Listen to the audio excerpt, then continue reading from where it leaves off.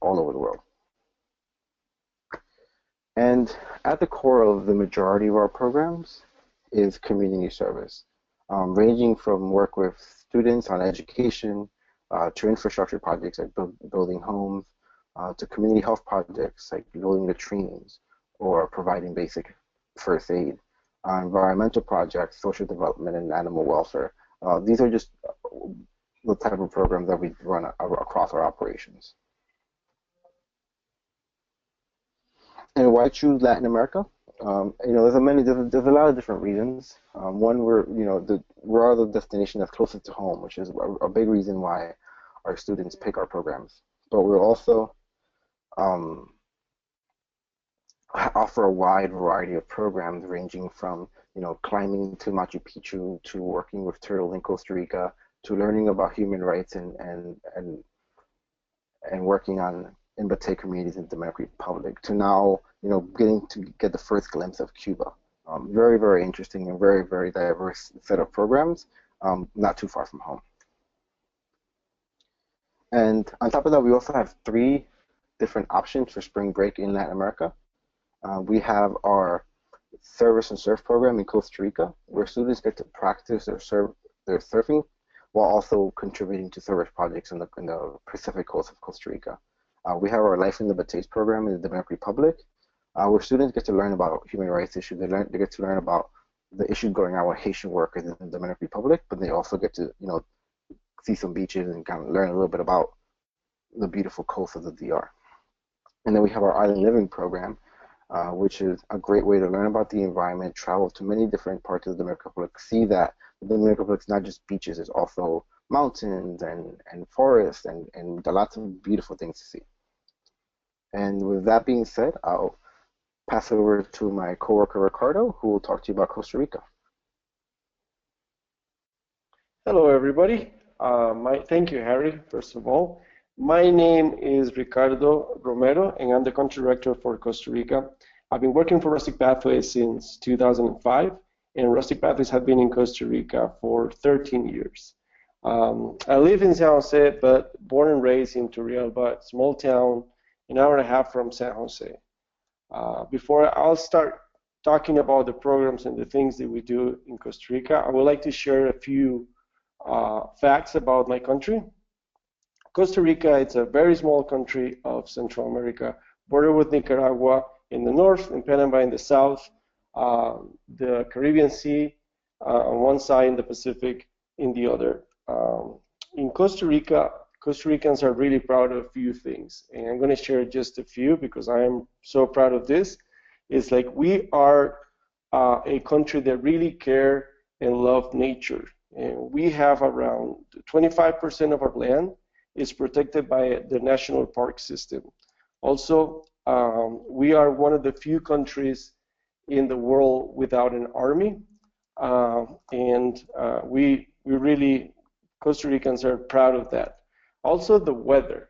In Costa Rica, the weather, it's always nice, and during the summer, when our students will be coming, it's going to be the transition season from the dry season to the rainy season. And the weather, it's more like sunny in the mornings, and during the afternoon we'll have some showers and some rains. With this, it doesn't mean that it's like that all the time, because there's so many microclimates in Costa Rica just because of the mountains and close to the tropicals, that it's hard to predict, but in average, that's the way it is. On our next slide, I'm going to talk a little bit about our service programs. We have 10 community service programs with different type of service. First one is the infrastructure. We work with the national education system, building bathrooms and classrooms for schools. We also work with local development association to help improve their local village. Also now we have been working in income generation projects to help people bringing income to their houses, such as chocolate factory that we're working in the indigenous community in Bribri in the south of Costa Rica. We also have the animal welfare conservation programs, which is mainly two programs. One, both of them are turtle conservation programs, and one is a 2-week program, and the other one is a 1-week program. We do night patrols, we do hatcheries, and we do beach cleanup as well in this. The other section of the program is the educational enrichment projects. And here we work with local kids to build something like a summer camps that you guys have in the States. This is one of the most popular programs because they're going to be working with little Costa Ricans, like little kids in Costa Rica. On our next slide, I'm going to talk a little bit the combination between the service and the adventure programs. We do these kind of activities such as surfing and service, such as soccer and service. So which we try to combine all the activities that we do in Costa Rica, you know, like rafting, ziplining, rappelling, mountain biking, pretty much any outdoor activity you can do. We'll try to combine it with the service that we do in all their programs. In the other slide that I'm going to be talking, it's about 2 adventure programs that we have in Costa Rica. One is like a 1-week, the other one is a 2-week program. And one is called Caribbean Adrenaline, which this is the 1 week, and it goes to the Caribbean side. They do Pacuare for 2 days, which is on the top 5 rivers in the world to do whitewater rafting. And the other one is Costa Rican Adventure, which they're going to do a lot of things. And you can see in these pictures, you know, like some of like the green of Costa Rica in here. Lastly, on the next slide, I'm going to be talking just for very briefly about the language programs. We have 2 language programs. One is a 1 week and the other is 2 week. They're basically the same in terms of they do 20 hours per week taking classes in group of 6. That's the most that we will put in a group. It's a group of 6 students in their class. And this is the only program in Costa Rica that they will stay the entire time with families. So this is a homestay program, which is probably one of like the highlights of this trip. Well, this is everything for Costa Rica, and I'm going to go back to Harry so he can talk more about Cuba. Thank you, Ricardo. So just to introduce myself real quick, my name is Harry. I spoke before, but I'm the director of our programs in Cuba and the Dominican Republic. Just to give you a little tidbit, I actually used to work for Ricardo in Costa Rica, but I moved on to bigger things and probably better because Costa Rica is not as good as the DR. And I opened that program in the Dominican Republic. My family's from there, and this year I'm actually also launching our Cuba program, which is really exciting because Cuba, as many of you know, it's a destination that not many Americans have had the pleasure to travel to. There's a lot to offer there, and we're really excited that now with these educational trips that are allowed to Cuba, we'll be able to go there and do it in a very different way than most people are doing. So the first program that we have in Cuba is our Innovation in Action program, which is a program where students are able to take design thinking workshops, and in order to tackle on problems and find innovative solutions for them. So students will work with our partner Innovation in Action through these workshops, where they'll do different design thinking models and then apply it to different problems facing businesses and facing countries, and try to find solutions within our context in order to really get them to think outside of the box, think innovatively. All while traveling throughout Cuba and visiting some of the most, visiting Trinidad and Havana and doing some wonderful hiking. It's a really great program. We also have our Viva Cuba program, which is a program based on conservation. And a lot of people ask, why conservation? And the reality is because of the way Cuba developed, and not necessarily because they wanted to, but just out of a sheer necessity, it has actually developed in a very sustainable way because people didn't they weren't importing food, so people had to have their own farms, and the best way to do that was um, in a sustainable way. So there's actually a huge majority of the country, which is a huge part of the country that set aside for national parks, and conservation is at the forefront of that. They have the biggest wetlands in the Caribbean. They have the best protected coral reefs in the Caribbean. So students will get to see these and work with along local partners to work on some of these projects. They'll also get to do a wonderful hike overnight to this beautiful mountain in Banao, and where they can see the ocean is just a gorgeous place. They'll get to go to Trinidad, which is a UNESCO World Heritage Site. They'll get to work during Havana. They'll get to ride like a 1950s old Ford through Havana. Very, very cool stuff and a great program. Moving forward to the Dominican Republic. The Dominican Republic is a place very close to my heart. It's a place that my family's from, and I like to say that I can turn any corner in the DR and find a family member. My mom is one of 15, so lots of connections there. And we have 6 different programs in the Dominican Republic, which are all very unique, and they're all service-based. The first is our Introduction to Public Health program, which is one of our newer programs. And it's basically a very unique intro for students who are interested in pursuing a career in healthcare or as doctors. They're really shown a very quick glimpse of what public health is all about. They learn about the basic tenets of public health. They learn about what it is like to provide community health. That is, everything that goes into it. They also acquire a wilderness first aid certification, and then immediately use that to provide first aid camps for local kids. So it's a very unique program. It's very popular, and we also work on some really great community health projects.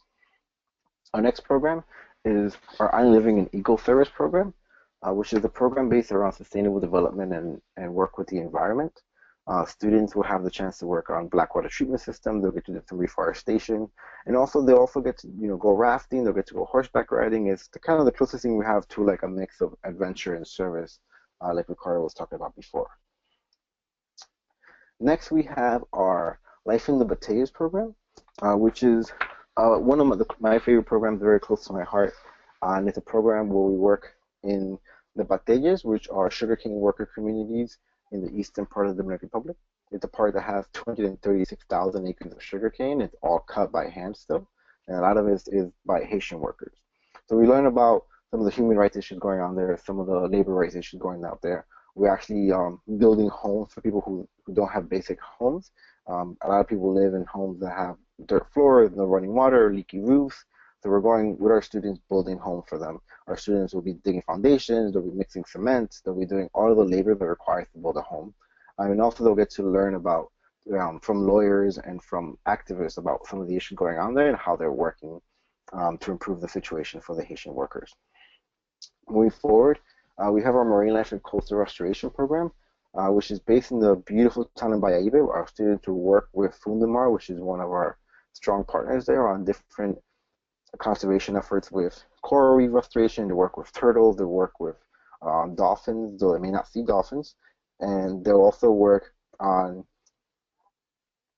beach erosion, lionfish work, just kind of learning about everything that goes into the marine life ecosystem and what our impact on it is like and how we can mitigate that impact. Moving forward, we have our Mountain Air and Village Service program, which is one of our only 1-week options.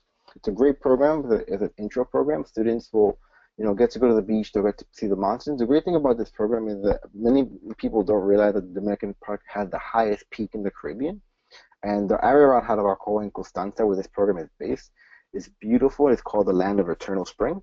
And our students are working up there on the construction of aqueducts, providing running water for communities that don't have running water, which is a very basic need, and it's also a project that's very easy for our students because all they have to do is dig the ditch and connect the pipes. And over the past 5 years, we've provided running water for 6 different communities that are over 600 people.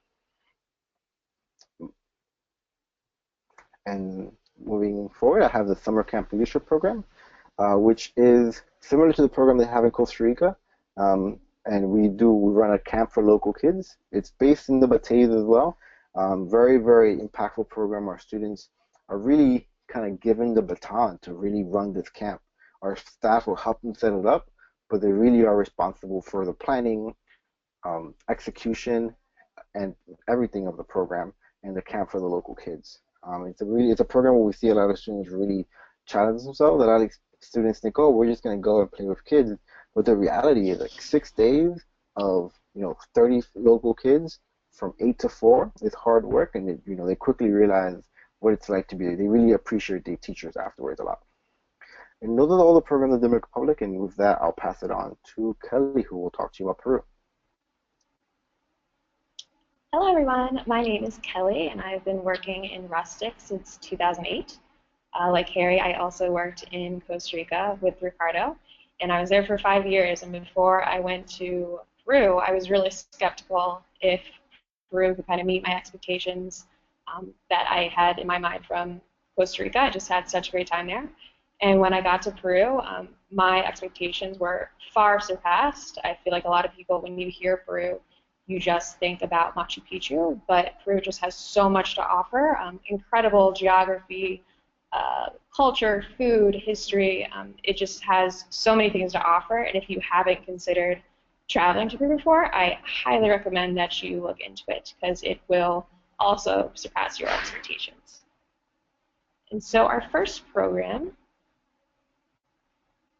is Andes and Amazon. And this program is, I'm sorry, by the way, all of our programs are 2 weeks in Peru except for Peru by Backpack, which is 3 weeks program. And so Andes Amazon allows you to see 2 unique parts of Peru. You get to be in the foothills of the Andes, and then there we do service in a rural school, and students can really see what rural life is like in Peru. And then we transition to the Amazon, which is my favorite part of Peru. There's just so much wildlife. You are completely surrounded by the jungle. We have an incredible jungle lodge there that the students absolutely love. And you get to see macaws and monkeys, and it's really incredible to be in the Amazon.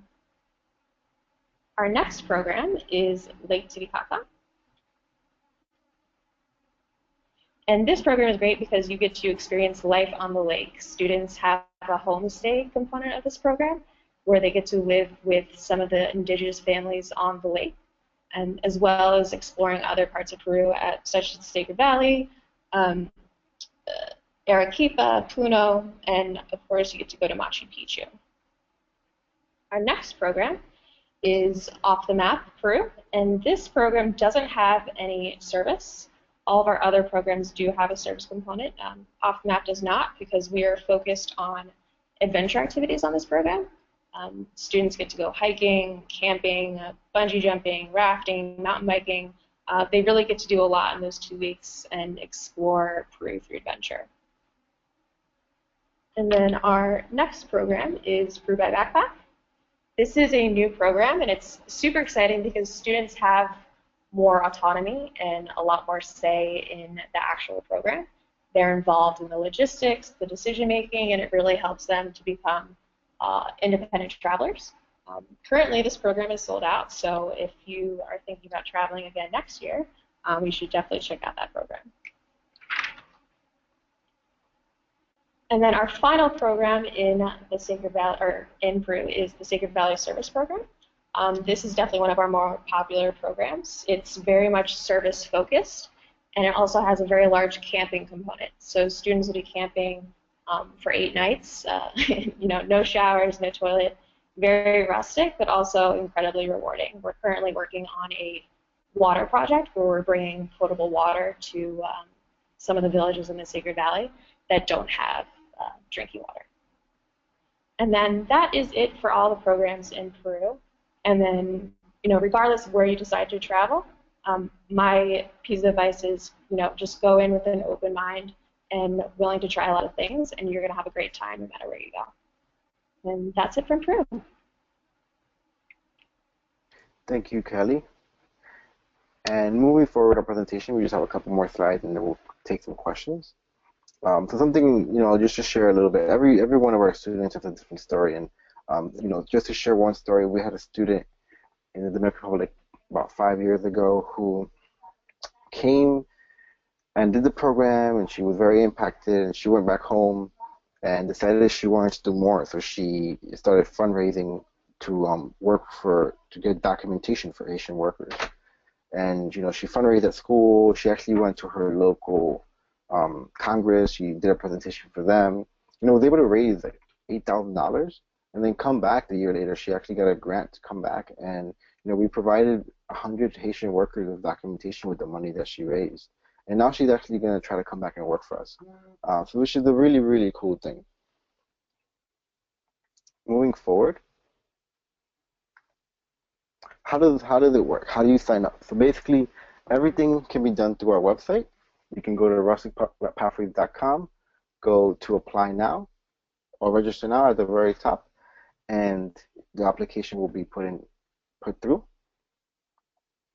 And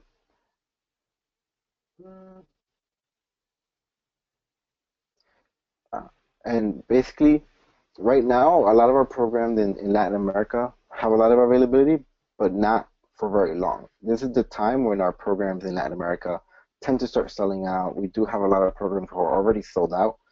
So if you're thinking about signing up for a program, especially since some of our deadlines are coming up for um, signing up without the fee, this weekend actually the application fee will go up from $100 to $200. And if you wait to after that, you may see that our application that our program actually fill up more. So I would actually recommend to start thinking about the decision and looking forward to applying. And flights, for our Latin America destinations, most of our flights are done through Rustic Pathways, and we do this for one reason is basically safety, so everyone travels together. So for Costa Rica, everyone will either travel from Newark or from Houston to Costa Rica together, accompanied by one of our flight leaders. For the Dominican Republic, everyone travels from JFK, and for Peru, everyone travels from Miami.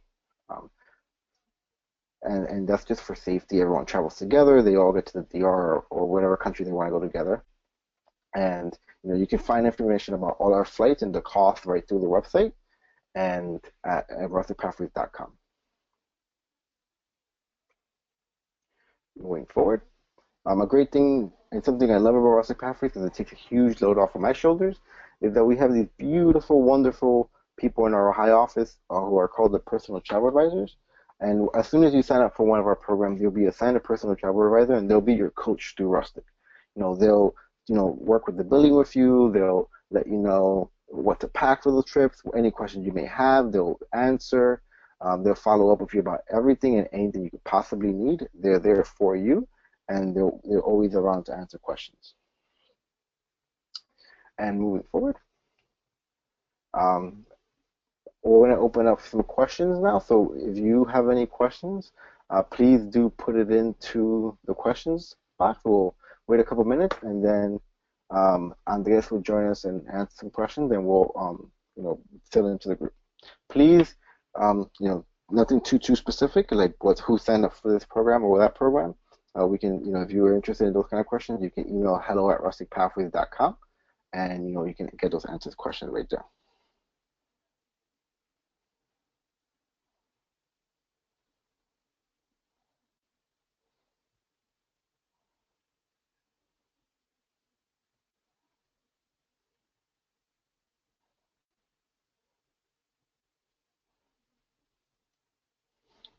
So one question that we are getting is about the Zika virus. I know Zika is coming up in the news a lot right now, and that's the thing, it's coming up in the news a lot. But for our demographic of students, so someone who's not actively trying to get pregnant, Zika is not as high of a concern. The biggest concern are the connections to microcephaly, which is a condition that a link to small heads and abnormalities in fetuses, in small babies. But for our demographic, actually doesn't affect as much. The Zika virus itself, the symptoms of it are very minor. Almost a lot of people who get it don't know they've had it. and there's no indication that having Zika virus now will affect future pregnancies. So compared to some of the other tropical diseases that we all are aware of, Zika virus is actually not as much of a concern for our demographic of students. It's more of a concern for women who are pregnant, and that's where all the CDC and World Health Organization travel warnings are about.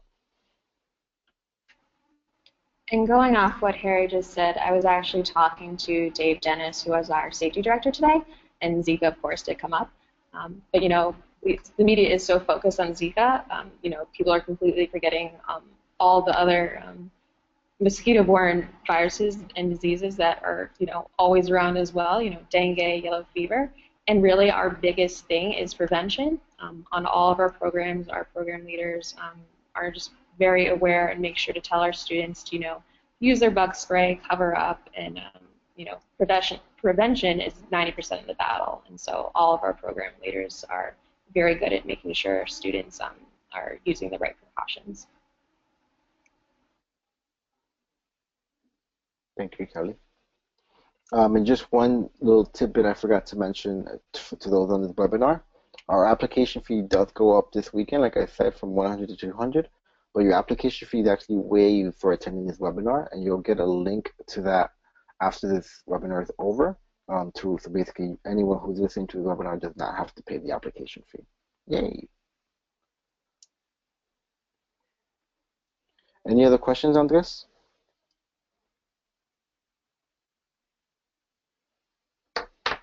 Hi, good evening, everyone. Yes, I've been answering some of the questions on the chat box, but there is one here. Give me just a couple of minutes because we're getting a lot of questions, and everyone is gonna get an answer. We're gonna be sending answers and emails, and if you have any more questions, feel free to send them to hello@rusticpathways.com. And if not tonight, you're going to be having the answer that you're looking for tonight or tomorrow morning.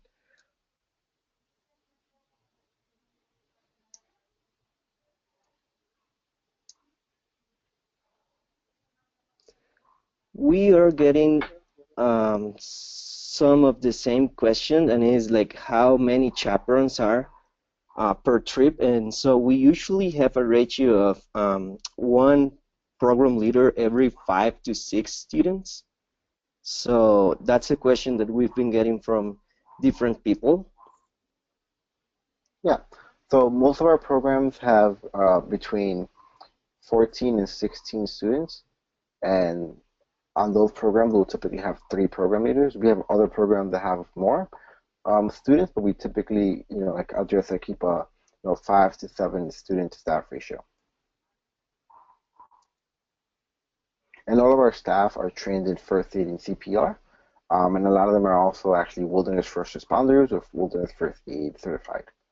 A lot of our staff are also teachers who are off for the summer because it fits very well into their summer staff schedule. Other people in the outdoor education field are typical applicants to our summer positions.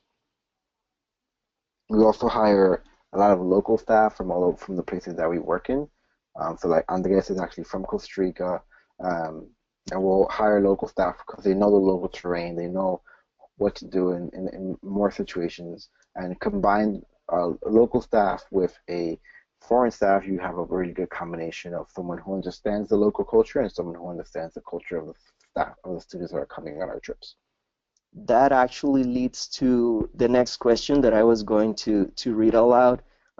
There are some families asking that if the program that they choose is not a language immersion program, if the students are going to be allowed to practice their Spanish, and the answer is that for all of the program in Latin America that we have, as Harry just said, we hire local staff and we interact a lot with local families and local people.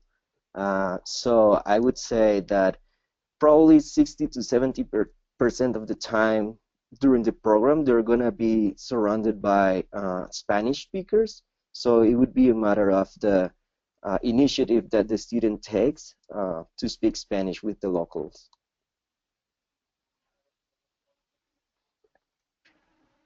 Yeah, we never force students to speak Spanish, but they absolutely have all the chances during their program to practice.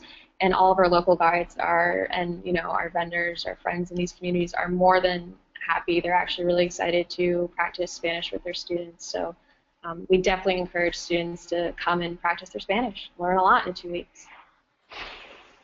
Harry, we have an interesting question here. Maybe you can answer and explain a little bit more about. It says, what if a kid gets hurt or are sick? What's the protocol? So maybe you can talk a little bit about international SOS. Yeah, so there's a couple different lines of defense. So first we have prevention. So we have risk management plans on a company-wide level, on a country-wide level, and on a program-wide level. And those risk management plans are very comprehensive. They have all the information on evacuation procedures, hospitals, clinics nearby. So that's the first step. The second step is the staff that we hire. Like I said, they're all first aid CPR certified, or they're wolfers, or they're first responders.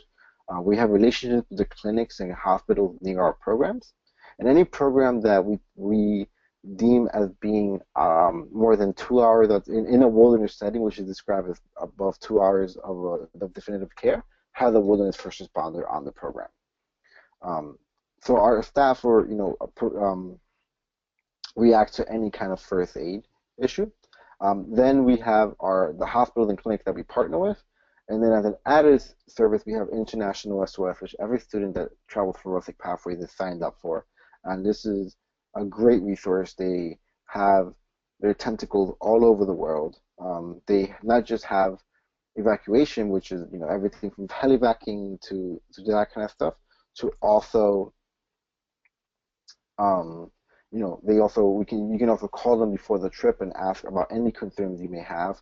As soon as you sign up for a Rustic Pathways program, you'll have the International SOS login information. You can call them and ask for intel, and they're really helpful. And then on the ground, we use them to help us evacuate students if necessary, and provide us that backing. ISOS is world-class organization. During the Egyptian coup a few years back, they were able to evacuate tens of thousands of their clients in the matter of 48 to 72 hours, which is an amazing feat. Did that answer the question? Yes, absolutely. Thank you. And there are a couple questions about what to pack depending on the weather of the place that they're going. So I'm just going to mention that in our website, in every program, we have a packing list.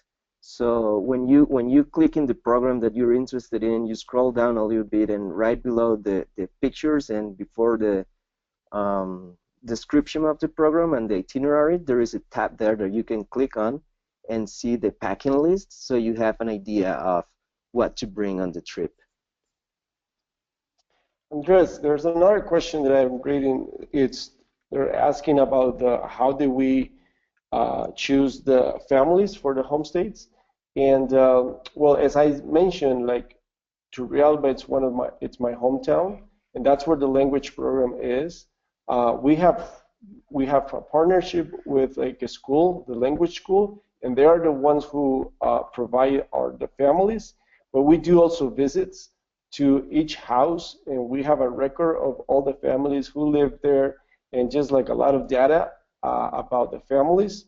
And not to mention, like most of these families, not all of them, but most of them, like we have people that knows them. I know personally some of the families, so we're pretty good on this area of knowing where we're putting the students to live with the host family. Awesome. There is also a couple of people asking about what happened if if a program doesn't reach enough students and get canceled. So in that case, well, once you sign up for a program in Rustic Pathways, we're going to send you a personal travel advisor or a PTA, and that's going to be your main contact within Rustic Pathways.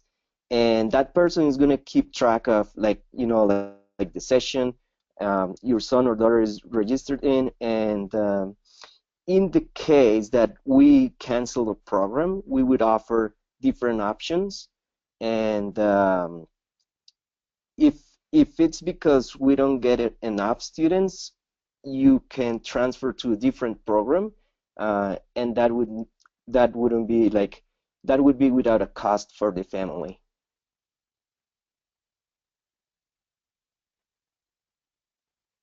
Let me see if we have more questions here. Something important about the passports. Ricardo, you want to tell the people how we handle the passports when the students get into the country? Sure. So as soon as the students arrive into the country and we put them into their buses, we have a big plastic bag, like that we will collect all the passports of our students, and we'll have a safe in our office here in San Jose. And this happens to Peru and DR as well, where we collect the passports and we keep it in our office. And like the day before they leave, we go back to the hotel or hostel where they're staying, and we give back the passports. So just to make sure that our students doesn't lose any passports. Thank you. There is also a question, do all students have to fly together on the same flight? And the answer is yes. All of our flights are escorted, so we have flight leaders with a list of the students that are traveling with us. That's why you can either buy the ticket with Rustic Pathways, or you can do your own airfare. But we would give you the flight numbers. That way we can make sure that the students are all together with the flight leaders, and so we have the whole group flying together up and down depending on the country that they are going. And just to clarify, parents for Costa Rica and Peru can book their own airfare, but for the Dominican Republic and Cuba, we do require that you do all of the booking through us because of the way the flights work. And the exception being families from Florida, which we know we do allow to book a flight from Miami or anywhere in Florida directly to the Dominican Republic or Havana on your own. Yeah, this is a question that we get a lot, and I'm just going to explain a little bit over here for Costa Rica. Some of their weeks, on the peak weeks, we will have over 200 students arriving into the country. So if you imagine, everybody buying different tickets, it will be more challenging and not so safe. So that's why we'd rather everybody fly together with adults. We will have the chaperones, the flight leaders. We're going to fly with our students. So it's mainly a safety reason why we do that.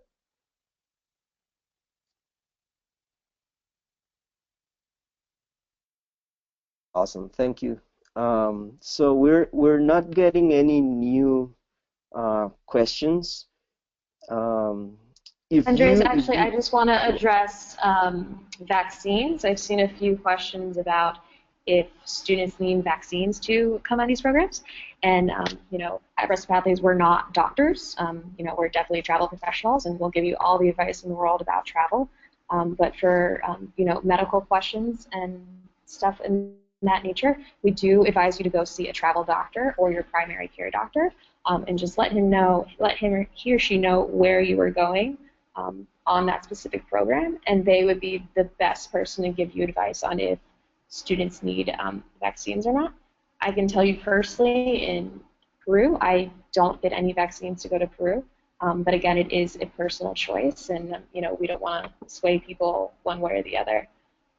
And one scenario where you might be required to get a vaccine is if, for example, you are traveling from Peru and directly to Costa Rica. Costa Rica requires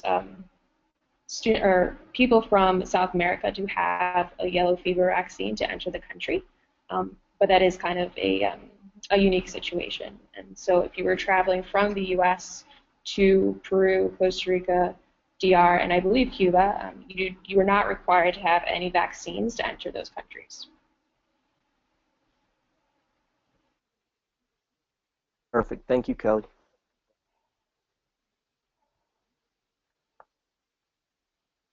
We're going to give a few more minutes to see if we get some more questions before we close out the webinar. And just because you didn't get your question out, go ahead. Sorry, I just saw a few questions about students who are 13 years old. We do have a program, Young Explorers, in Costa Rica for 12 and 13-year-olds, and so if your student, has never traveled by themselves before, first time leaving the country, that's probably a really great option. If your student is mature, has traveled by themselves, has travel experience, we usually approve students out of that 14 through 18 age frame on a case-by-case basis. But definitely shoot us an email at rustic@rusticpathways.com, and we will, find out what program you're interested in, get in touch with that country team, and then we'll make a decision on a case-by-case basis. Thank you, Kelly. And a couple of things, like if you have, if you didn't get your question answered on this webinar, it doesn't mean you're not going to get your answer. You can always email any of our countries, Dominican@rusticpathways.com for the Dominican Republic, Costa Rica@rusticpathways.com, Peru@rusticpathways.com, or Cuba@rusticpathways.com. And again, if the application fee does go up this weekend, but as part of this webinar, you will get that fee waived. So you'll get a link to a special application soon, so you don't have to pay that fee as being part of this webinar. Any more questions out there?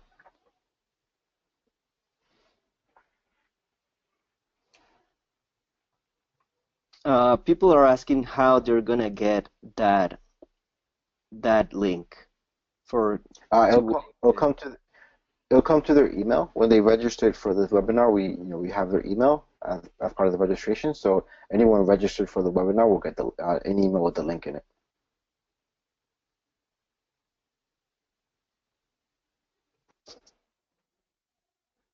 I'm seeing another question about how money will be handled on the trips. All our students, we encourage them to bring a certain amount of cash. It's very specific for every program. So I would suggest it. I believe it's on the FAQs on the website.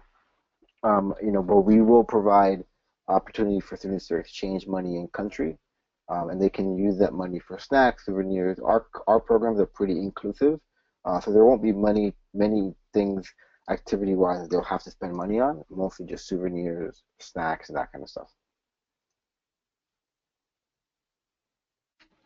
Another question I've seen is, where are students sleeping? What are the sleeping accommodations like? And that really depends on a program-by-program basis.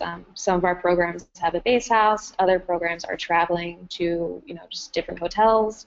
Others have homestays. It really depends on the program. But what I can tell you is students are separated by gender. So girls are only sleeping with girls. Boys are only sleeping with boys. And so that's generally how it works.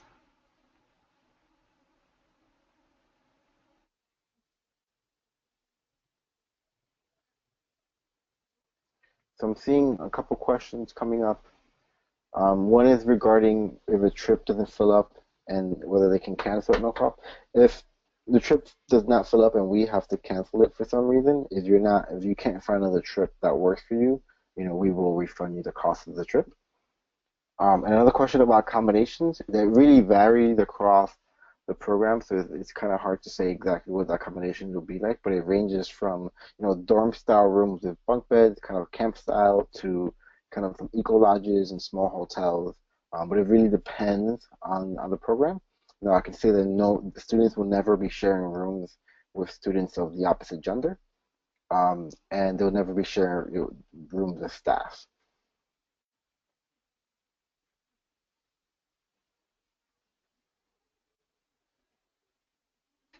And also, if you wanted to see if there is space on a certain session of a program you're interested in, you can check on our website, And on every program page next to the session date, it'll give you an indication.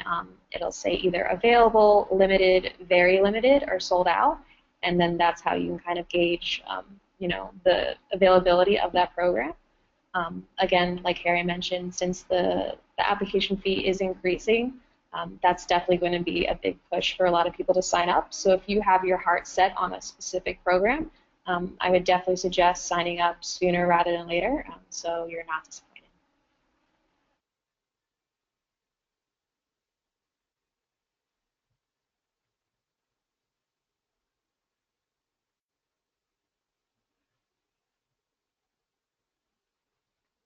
Any more questions coming in? It looks like questions. Oh. So I'm seeing a question about when tuition would be due. Once you sign up, they'll set up a payment plan.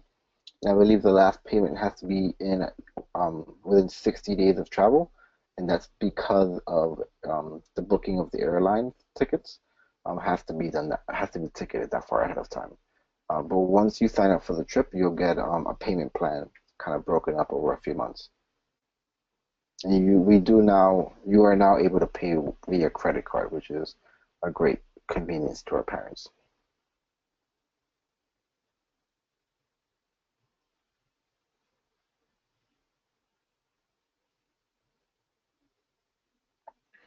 Seeing some follow-up to my question about seating arrangements.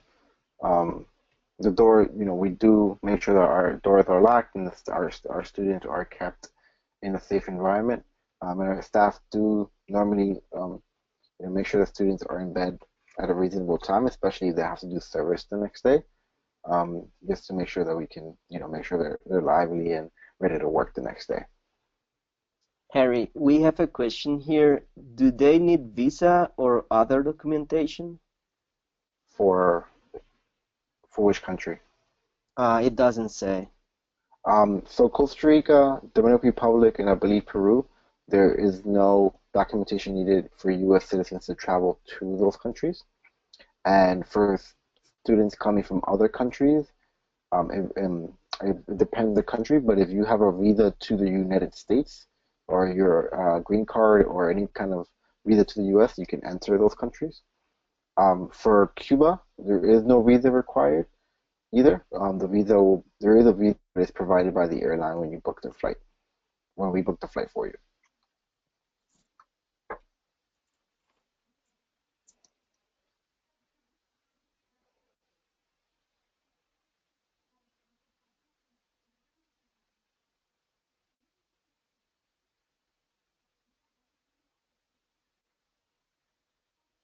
There's no visa needed for Peru, right, Kelly? Correct. It's a visa upon arrival, and so students from the U.S. don't have to worry about anything. They just get a stamp on their passport when they arrive. And then if there do have to be any students, international students on this call, it's always best to check with the consulate or embassy of the country you are trying to travel to, just to double check and see if you need a visa for any of these countries.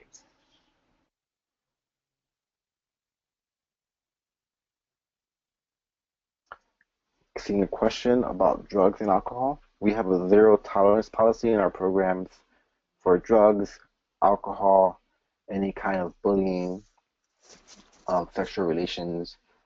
We will send students home immediately at their parents' expense.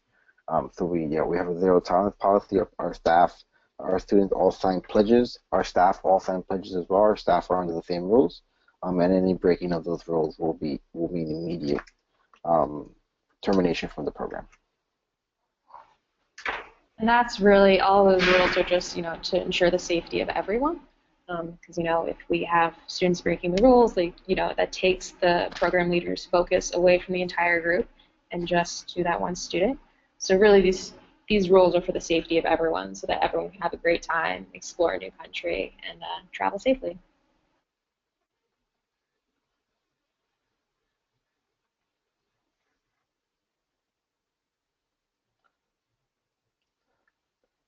So I see a question about electronics and cell phones. So students can bring their electronics and cell phones on the program.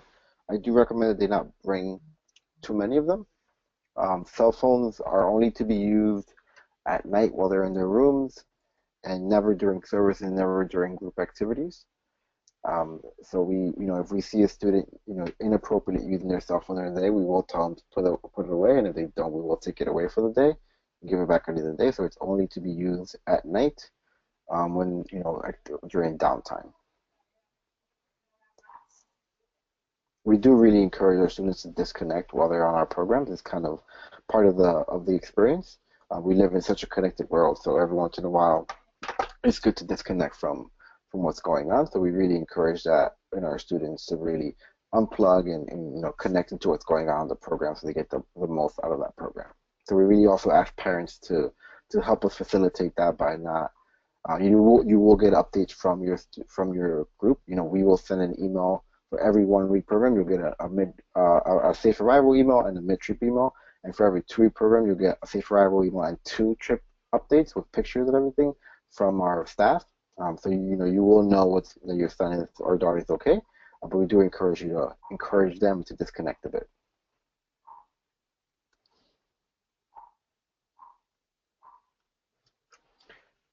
Last call for questions. And just to go on to the cell phone question, there was a question of what if they're using their phone for a camera? Because we know a lot of students do have their iPhones, and that is their main camera. That's absolutely fine. We're not going to take students' cell phones away if they're using it as a camera. But it is very obvious when students are using it as a camera and when they are texting or on Snapchat or Facebook, et cetera, et cetera. And just to reiterate what Harry said, you're only in these countries for maybe 1-2 weeks, and there's just so much to see, do, experience, and you can't do that when you are online, on Facebook. And so we really, really, really want students to unplug and just really appreciate and immerse themselves in their country. There's another question about gender ratio. This varies from program to program and session to session. In average, we will have the numbers, the metrics that says like 70% are girls and 30% are boys. But again, if you want to know more specific about any program, any session, the PTAs is the person who is going to give you all that information.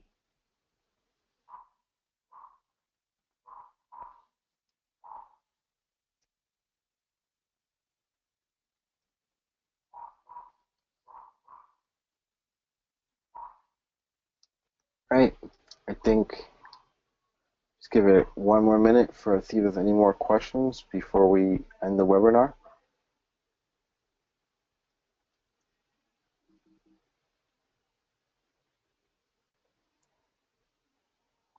All right, so again, just to reiterate that anyone on this webinar will get a link, so there will be no application fee, and you can always contact our country teams at their respective country boxes, so Dominican at, Cuba at, Costa Rica at, or Peru at. I want to thank you for joining us this evening and taking time out to listen to us, and I want to thank the other country directors and the team for taking time out of their night to provide some information. And we hope you join us. Rustic, we at Rustic Pathways love what we do, and we're very passionate about it, and we'll make sure that your students have the best and safest experience. Thank you, and have a great evening. Thank you, everybody. Good night, everyone. Thank you. Good night.